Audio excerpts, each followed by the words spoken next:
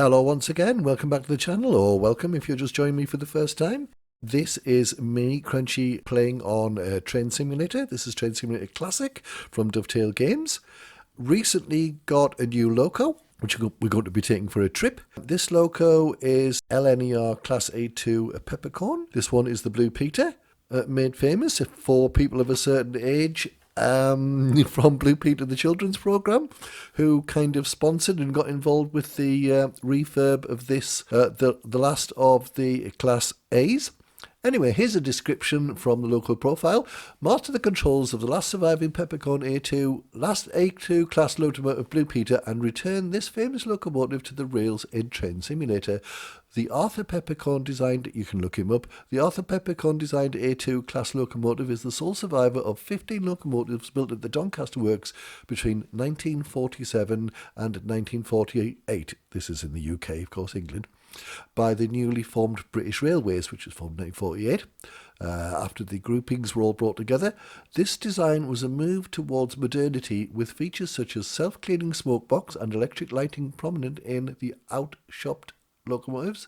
The class was designed for express passenger work, and all locomotives were initially turned out in LNER's apple green livery, with repainting into the British Railways' Brunswick green livery beginning in 1949. With the exception of the first A2 class to enter service, all locomotive names followed LNER's tradition of using famous racehorse names. Blue Peter 3 was a racehorse owned by Harry Primrose, the 6th Earl of Rosebery, which in 1939 won races including the Epsom Derby and the 2000 Guineas. And so the railway was already called Blue Peter, so the TV programme didn't rename it. They chose this train because it was already called Blue Peter.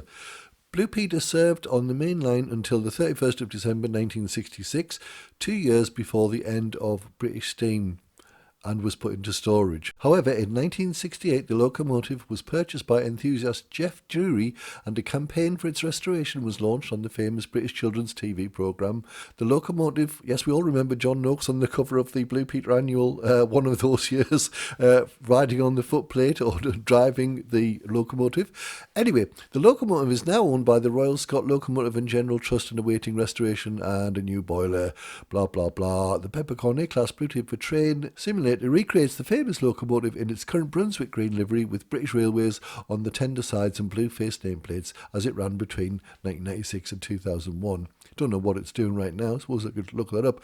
As a preserved locomotive in the modern era, the locomotive is fitted with modern safety systems such as the AWS, and also comes with the BR Mark 1 coaches with passenger view. 5k for that one.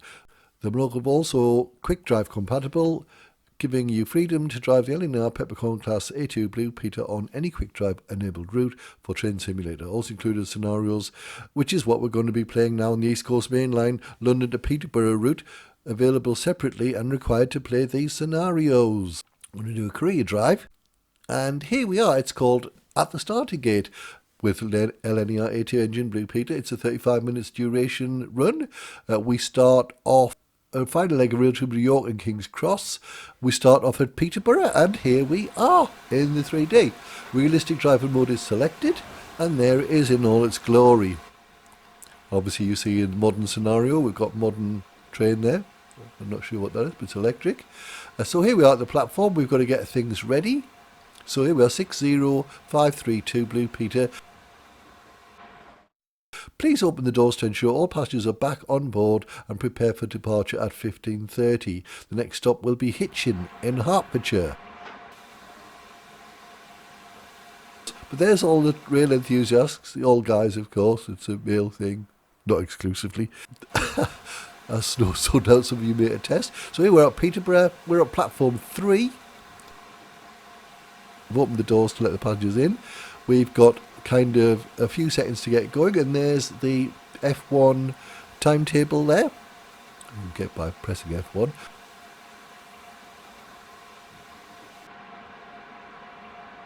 Here's the views. There's not many.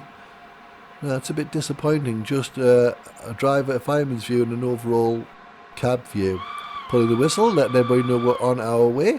I'm putting the reverser or cut off with the W key up to the full amount, which goes up to 70, I would imagine. So we go via those platforms. So a lot of these destinations are just go-throughs.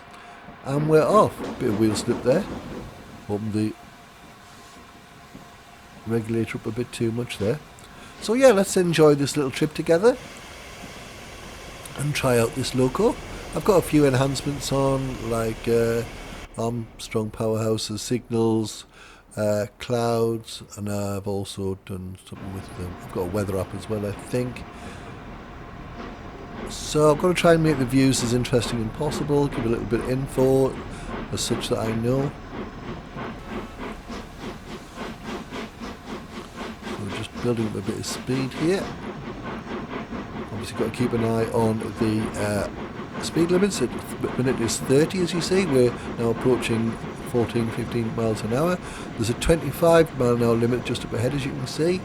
And the next sort of destination, but not stop, is go via Fletton up reverse 1, which is 1.5 miles away. Got some speed going now.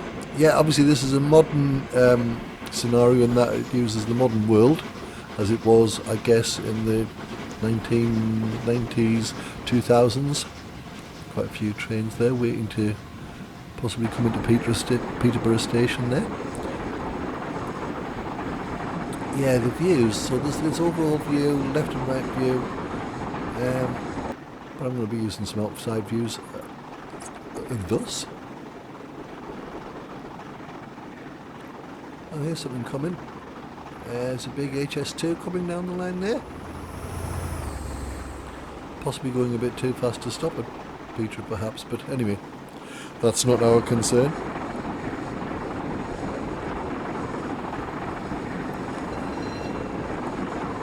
So next go through is 7.25 miles away. We're now on a 150 mile an hour limit, so we can let the loco build up a head of steam here and get hurtling on here. We're now doing 65 miles an hour.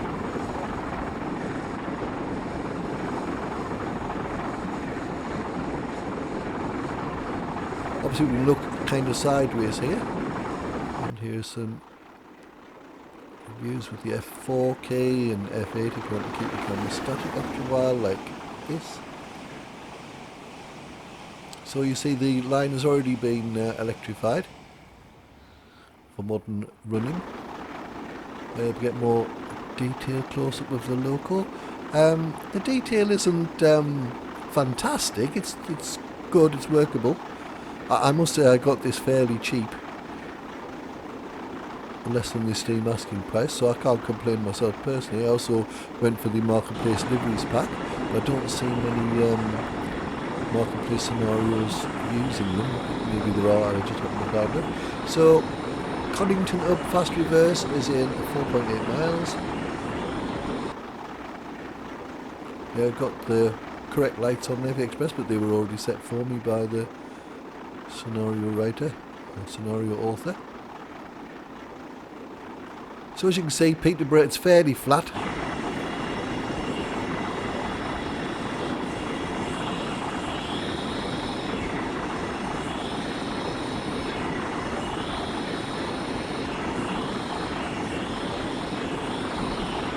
It's in Cambridgeshire, the Cathedral City.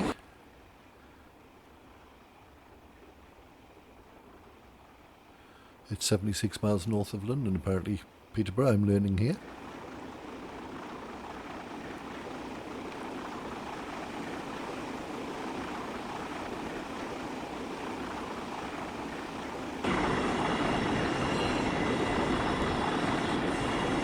Arthur Peppercorn, designer of this loco, was an English railway engineer.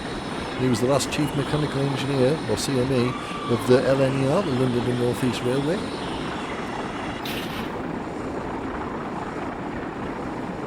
He died in 1951, aged 62, at Doncaster.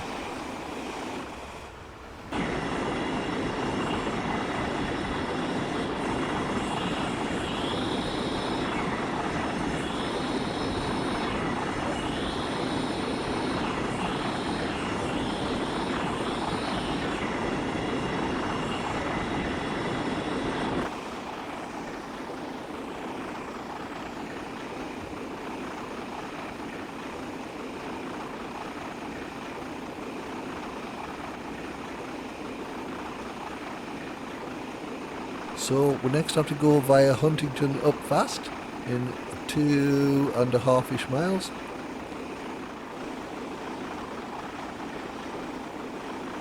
These Peppercorn Class A2s were a magnificent example of his engineering skill.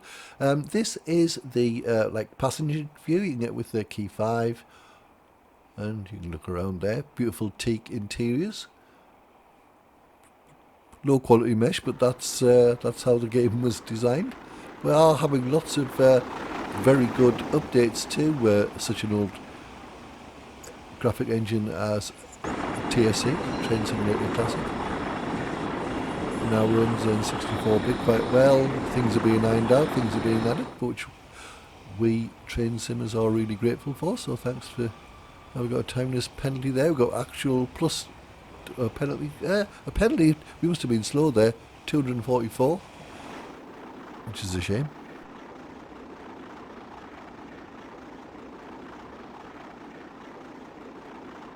So these particular locos were designed specifically for express passenger work. So what we're on today would be a typical run, I guess.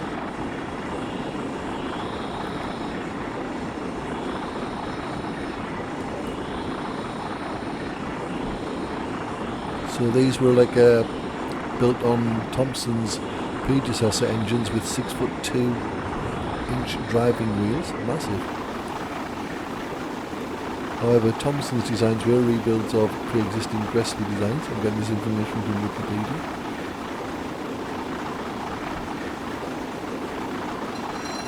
I've got a clear bell there, so should get a clear run, shouldn't really stop. There's a whistle signal. Not obeyed by the driver on that occasion.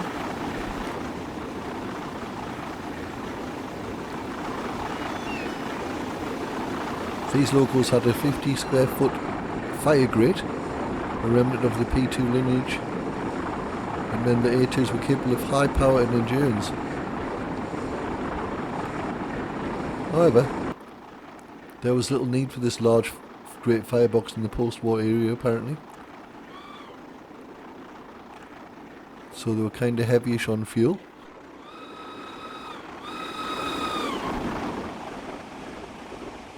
Bit of a drive past there. Initially these A2s were based at depots the length of the East Coast Main Line, ranging from New England, Peterborough, in the south, to Edinburgh's Haymarket, up in Scotland there.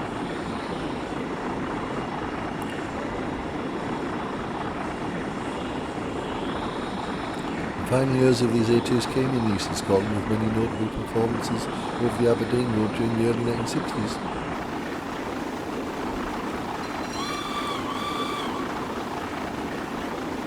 Last three engines on the go at that time were 60528 Tudor Minstrel, 60530 Sarajevo, and the 60532 Blue Peter, this one, which was retired in June 1966.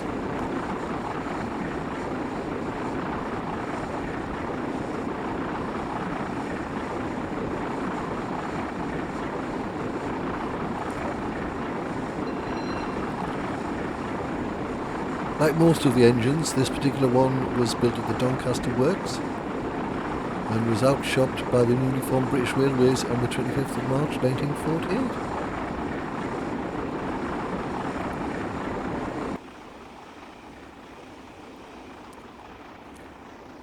As I said, Jeff Jury purchased this after it was sent for kind of scrappage. In 1968 he tried to buy an A1, but that was already being sent to Knacker's Yard to be sort of like cut up. So he purchased this one in its stead.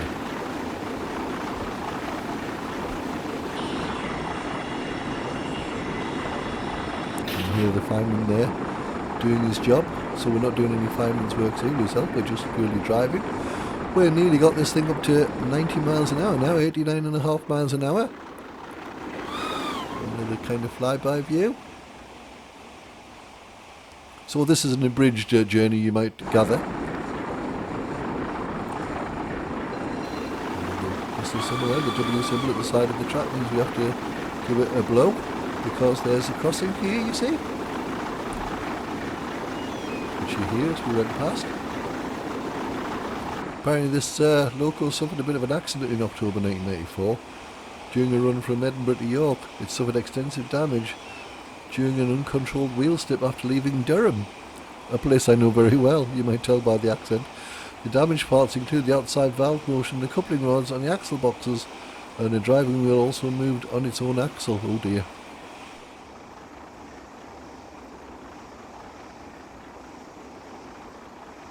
The loco was then moved to Thornaby,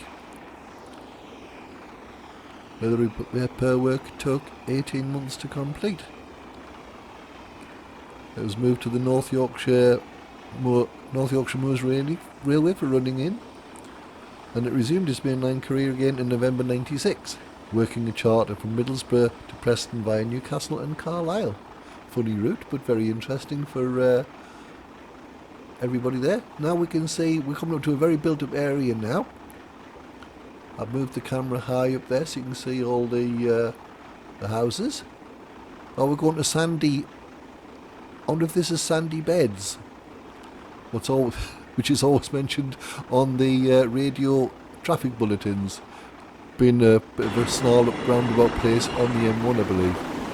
So that was sandy, I believe.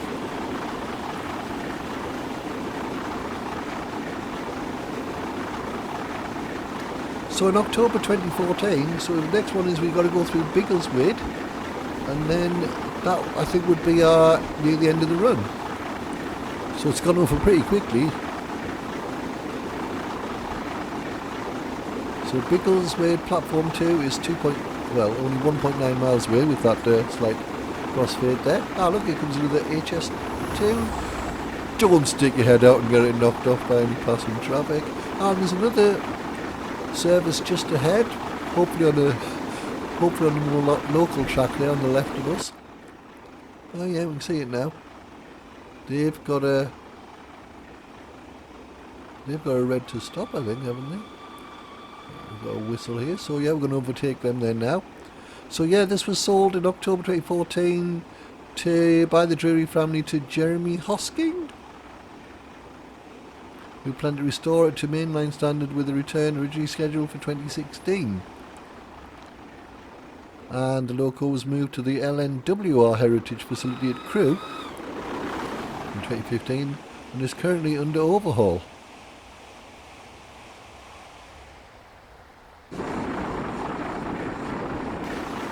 After being equipped with new wheels in 2023, testing of the loco was expected to start in 2023 and conclude by 2024. As there hasn't been an update to this page, a timeliness bonus of plus 250 there, which is good. We're now on 709 points. The order is expected to start operation on the mainline within the subsequent few months. I wonder if there's a link here to the official site. There is. I'll just click on that.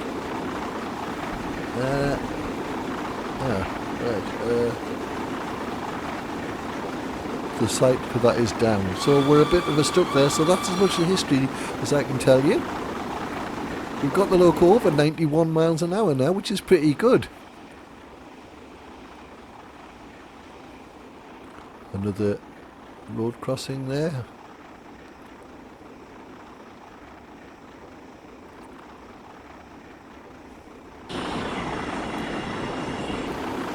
Yeah, so I found this obviously key for the kind of leaning out the cab views, which could be dangerous in real life.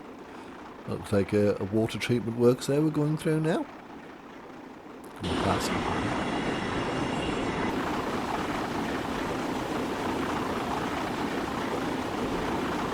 Can't be too much longer in our journey now. Hitchin platform is 5.4 miles away. We've got the loco going 91.4.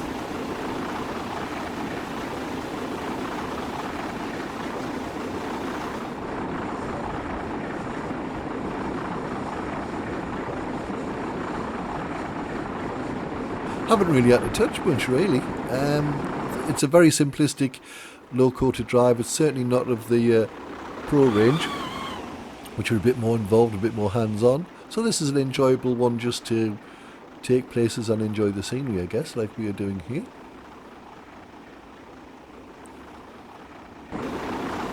nicely rendered Mark 1 coaches there.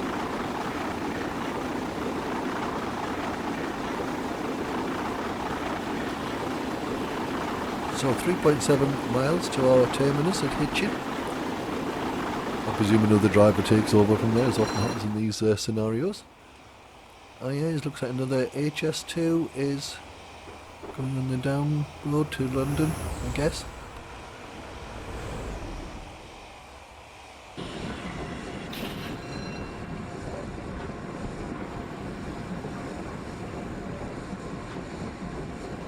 So I'm cut off the reverser to 0, applying a bit of brake now. There's a 30 limit coming up in a mile and a half. So we need to get it down to that from 85 that we are now, 80 odd we are now. So we've got to be at Hitchin at 1604, which we can now see is only 1.5 miles away. We should make that. There's the advanced warning system kicking in, which I've pressed the Q button to override or acknowledge. Trying to get down to 50 mile an hour now. There's a big gasometer there, which is quite well rendered and textured, just unlike some of the other things in the game. That is a really well rendered gasometer, I must say. So here we are, got the speed down quite a bit now, got the AWS warning star there on the near the front windows. Going to get it down to 30ish. Hitchin is only 0.7 of a mile away, so I'm applying and unapplying the brakes to maintain the correct speed. A bit more regulator on now to 20%. There's another AWS, which I've just acknowledged there.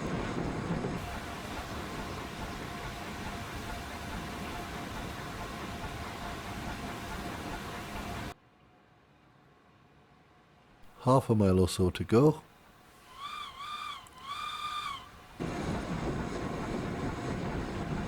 I hope you've enjoyed the very short trip here.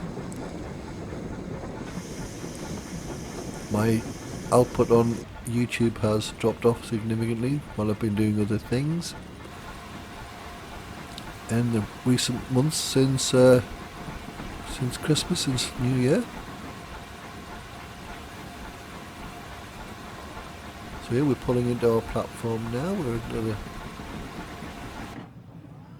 left side track.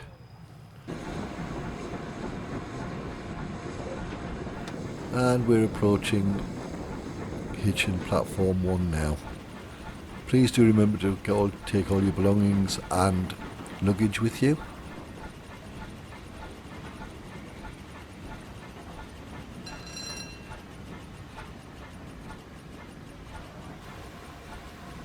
We've probably stopped a wee bit short here, so ETA 6030. I think we're probably going to be late because I need to go a bit further along the platform there. Come on, Manny. Just giving a big whistle so everybody knows we've arrived on this rail fan tour for those